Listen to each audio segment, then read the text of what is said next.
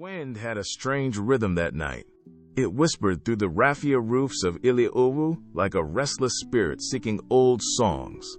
The entire village lay wrapped in a hush, thicker than the Harmattan fog, as if nature itself paused to mourn Ayobami, the last master of the ancestral talking drum. Even the crickets kept silent, as though afraid to puncture the stillness left behind by his passing.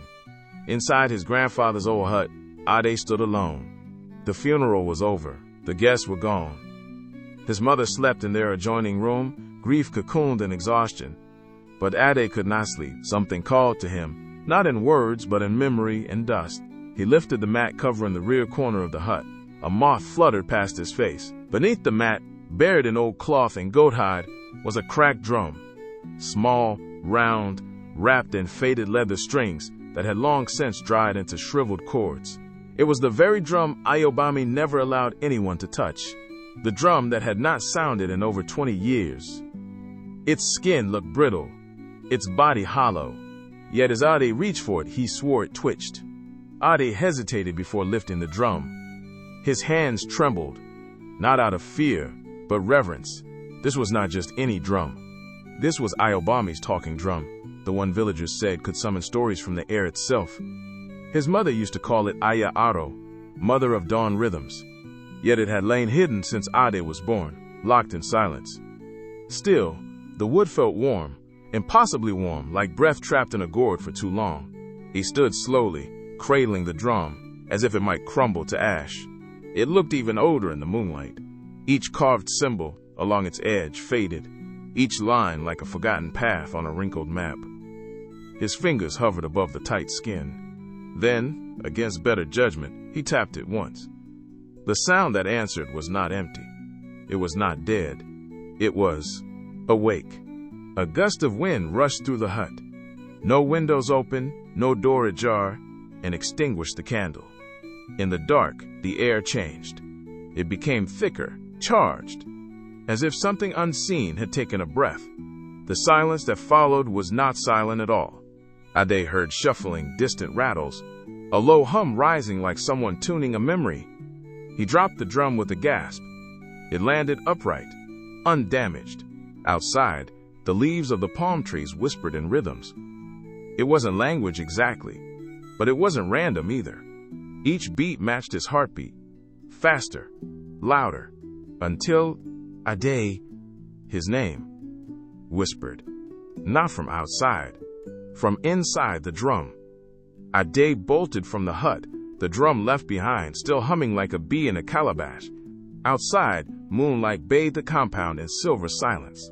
His bare feet pounded the earth as he ran past his sleeping mother, past the chicken coop, into the small grove behind their home. He collapsed beneath the Iroko tree, chest heaving. His ears still rang with the rhythm that had no sound. He wanted to cry, to scream, to laugh. What had he touched? What had touched him back? His fingers still tingled with the memory of that beat, like something ancient trying to crawl through his skin. And then he heard it again. Not from the hut.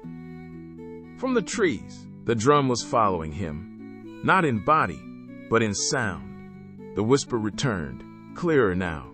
If you play me, you must listen too. By dawn, Ade had barely slept. The whispers had not stopped, only quieted, like waves retreating after brushing the shore. Each time he closed his eyes, the sound of the drum echoed inside his chest, like a heartbeat that no longer belonged to him. He tried to ignore it, but the more he ignored it, the louder it became, not in volume but in urgency. It wasn't asking him to play again. It was inviting him to listen, to understand. And so, clutching the leather strap of his satchel, he made his way toward the edge of the village, to the one person who might know what was happening. The old priest, Baba Alagba, lived beneath the shadow of the tallest oak palm in Ile-Owu, his compound woven with ancient symbols, cowries, and ochre markings. They said he had been born during a lightning storm, when the heavens split and the ancestors danced between raindrops.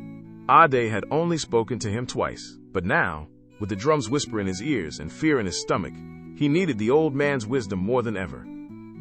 "Hey, ku ataro," Ade greeted softly. Baba Alagba didn't open his eyes. He sat cross-legged beneath his awning, fanning sacred smoke from a pot filled with burning ugan leaves. His staff lay beside him, humming faintly. Or was that the wind again?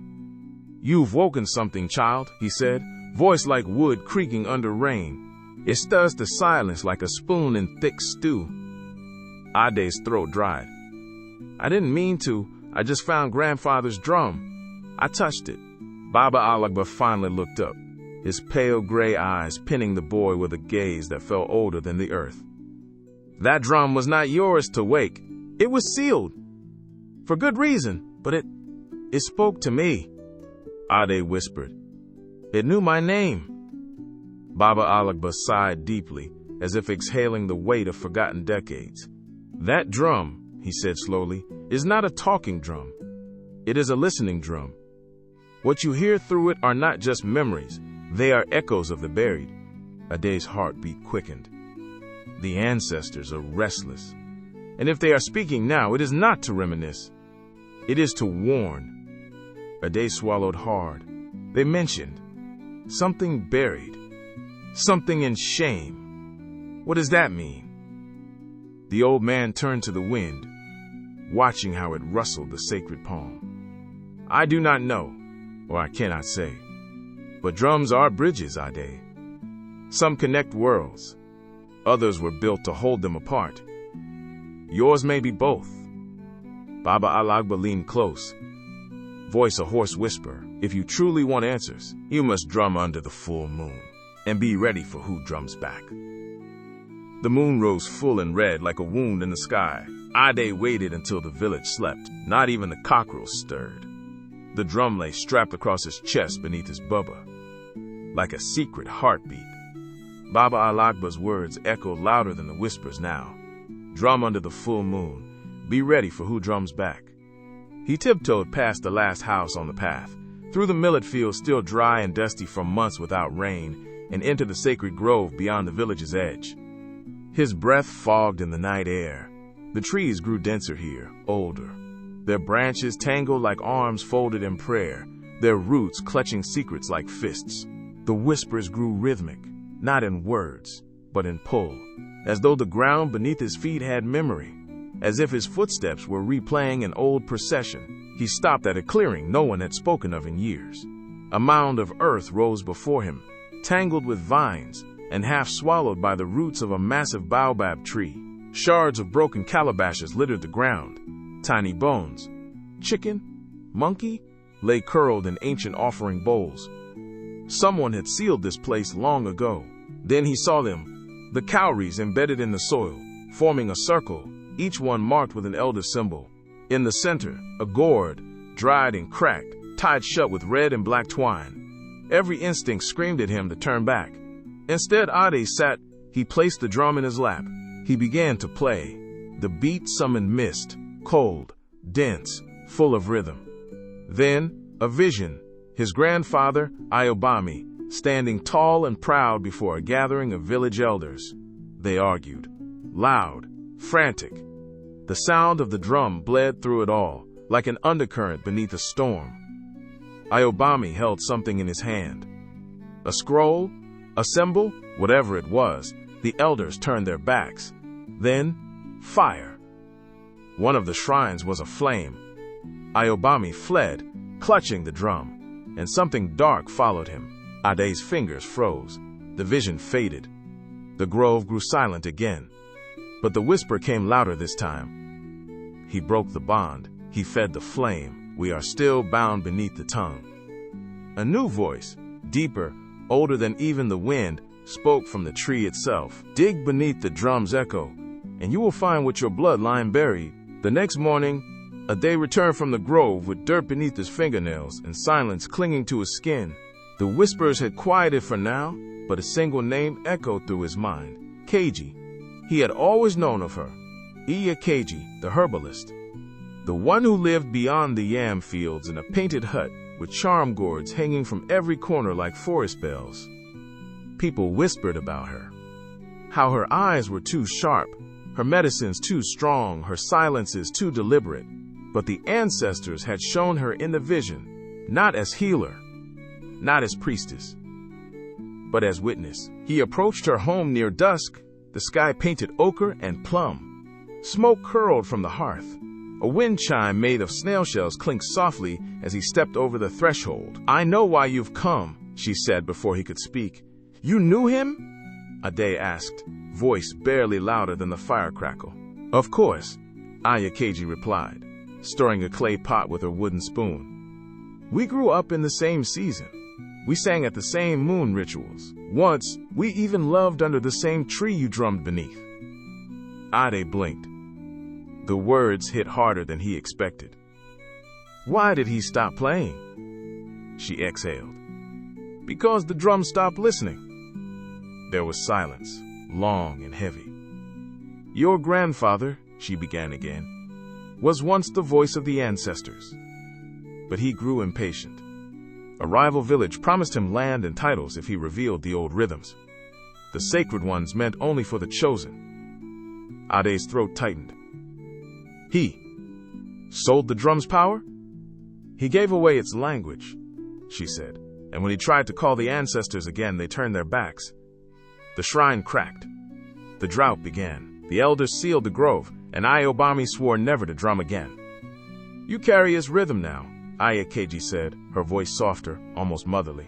"But you must decide. Will you protect his silence or free the truth?" Ade lowered his gaze. The weight of the drum felt heavier than ever. "Is it betrayal," he asked, "to reveal the truth, or is it betrayal to hide it?" Ayakaji smiled sadly. "That is the riddle every bloodline must answer. The drum holds the question. You hold the choice." She reached behind her and retrieved a small pouch wrapped in red cloth. Inside is powdered bark from the ogbo tree. It will let you drum into the other side without crossing fully. Use it only once. Ade took the pouch with both hands, heart pounding. Ayakaji's voice dropped to a whisper. "If you use it, they will not whisper. They will speak. Be sure you want to hear what they have to say." The festival grounds shimmered with color and song. Drummers from neighboring villages had come to Ileowu for the first time in years, their arms adorned with cowrie shells and ochre paints. Women twirled in swirling wrappers of blue and saffron, and masked dancers moved like spirits between rhythms, invoking the ancestors with every stomp of their bare feet. But beneath the celebration, a current of tension ran like a buried river. For the first time, Ade had asked to play. It was unheard of. A boy, a novice. Worse, Ayobami's blood. And though no one spoke it aloud, he saw it in their eyes. Suspicion, caution, dread. Still, he stood barefoot at the edge of the circle, the drum strapped across his chest, the sacred powder from Ayakaji tucked into his sash like a secret pact. The drum's skin seemed to pulse under his hands, eager, hungry. "You must not do this," Baba Alagba hissed, voice shaking. "The drum does not belong here. Not tonight." Ade met his gaze. "It never belonged in the dark either." The old man's eyes flashed with something between fear and pride. "Then know this, boy. If you drum the truth into the wind will carry it back." Ade nodded. "Let it carry everything." He stepped into the circle. The other drummers fell silent. The crowd's laughter dimmed. A lone masked dancer froze mid-twirl. Ade raised his hands and struck the first rhythm. The rhythm was unlike anything anyone had heard, layered with echoes, dissonance, truth. It peeled through the layers of memory, like fire through old cloth. Some villagers covered their ears. Others wept without knowing why. Then the wind arrived. Not a breeze, a presence. It swept through the square, knocking over a calabash altar. The masked dancers staggered back. From the shadows between the huts, shapes began to emerge. Translucent, shifting, watching. Ancestral spirits. Their feet did not touch the ground. Their faces shimmered like forgotten dreams. But they came, drawn to the drum that dared to speak what had been silenced. And at their center walked a tall man with proud shoulders and a broken gaze. Ayobami. Ayobami's voice rolled like thunder across the circle. I did what I thought would keep us safe, but I broke the bond. I chose pride over truth. He turned to the villagers. You sealed the grove, but not the wound. And then to Ade, only you can finish the rhythm I began. Ade's fingers trembled. He looked out at the people, his people.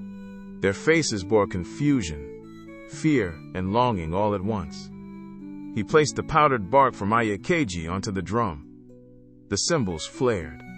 One final rhythm, not to command, but to confess. He drummed. The sky cracked with light.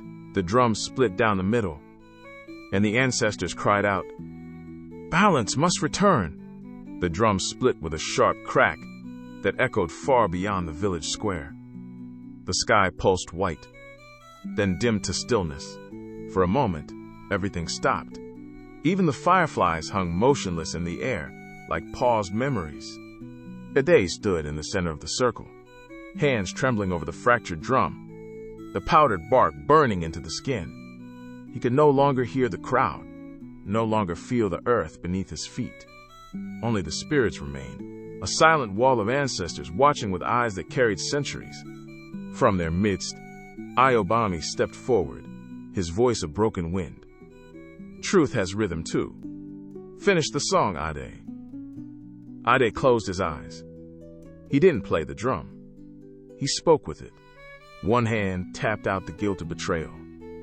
The other responded with the ache of forgiveness. He drummed shame into admission, pride into humility, silence into voice. And as he did, the ancestors moved. They danced. Rain fell. Not a storm, but soft, like drumming fingers on a calabash. A healing rhythm. The first drops in over a year. The villagers looked up in awe, mouths open. Elders whispered prayers. Children danced barefoot in the dust as it turned to mud. The spirits began to fade, their outlines dissolving like smoke in moonlight. One by one, they bowed their heads. Ayobami was the last. He looked to Ade with eyes full of pain and peace. You listened, he said. Not all drumkeepers do. Then he vanished. The next morning, Ade woke to the sound of children laughing. He walked through the village, now alive with color. Smoke rose from cooking pots. Women pounded yam again. The river flowed just beyond the hill. The shrine to the ancestors, once sealed and buried, had been unbound. A single new drum sat beside it, untouched. Ayakeji waited there, arms folded. The land is listening again, she said. Ade nodded. So am I. She handed him a calabash of water. You will no longer be called the traitor's blood. He sipped. What will I be? She smiled. Onilu Ara, the drummer of the spirit. But more importantly, you are the boy who listened. That night, Ade sat beneath the same baobab tree where the whispers first called him. The children gathered around. He had no drum now, only a calabash and a wooden spoon. But his voice carried rhythm, and rhythm carried truth. Long ago, he began, a drum was broken, and so were we.